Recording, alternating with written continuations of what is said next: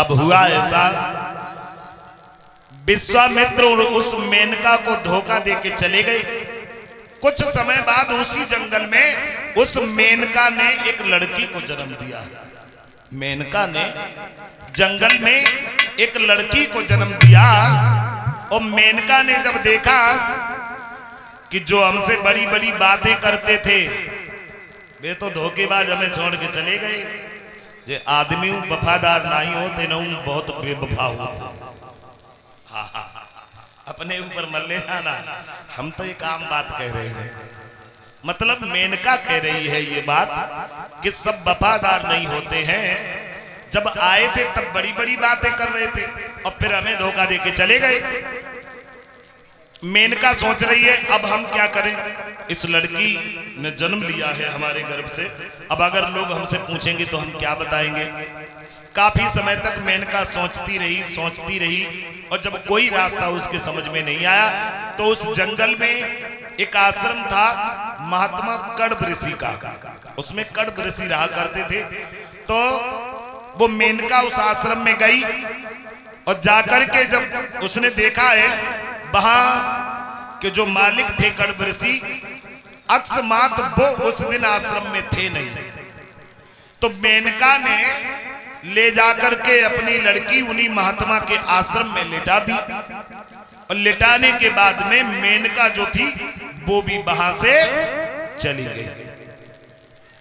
कुछ समय बाद घूमते हुए कड़ब ऋषि आए, उन्होंने देखा ये लड़की वो छोटी सी लड़की है और इस घने जंगल में एक तो हमारा बीहड़ में आश्रम बना है और फिर इस आश्रम में इस लड़की को कौन छोड़ गया। पहले तो आवाज लगाई, अब वहां कोई होए तो बोले, वहां तो कोई है ही नहीं।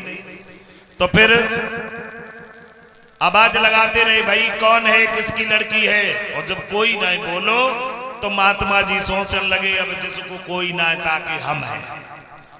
महात्मा जी आगे बढ़े, लड़की को गोद में उठा लिया उन्होंने और फिर बताया ये गया कि उन कड़ब ऋषि महात्मा ने वो लड़की पाल ली।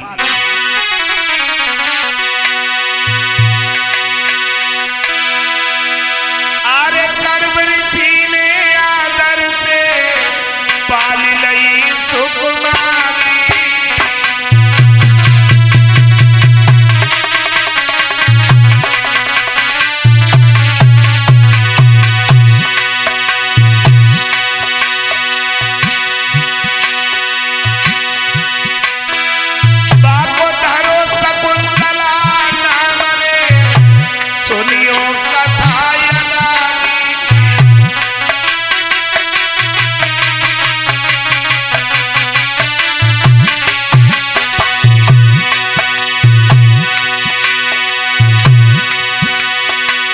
महाराज देखने में सुंदर लगती थी,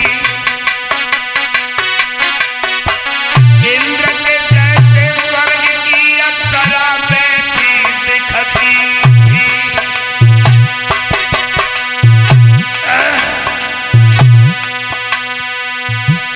कभी ये कल्पना कर रहा है कड़ब ऋषि ने जिस लड़की को पाला उसका नाम शकुंतला रखा गया।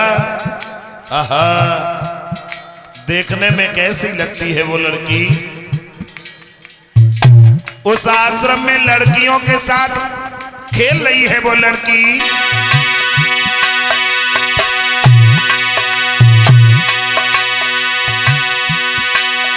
आरे चेहरा दमके चंद्रमा सो झलके नागिन सी लहरा।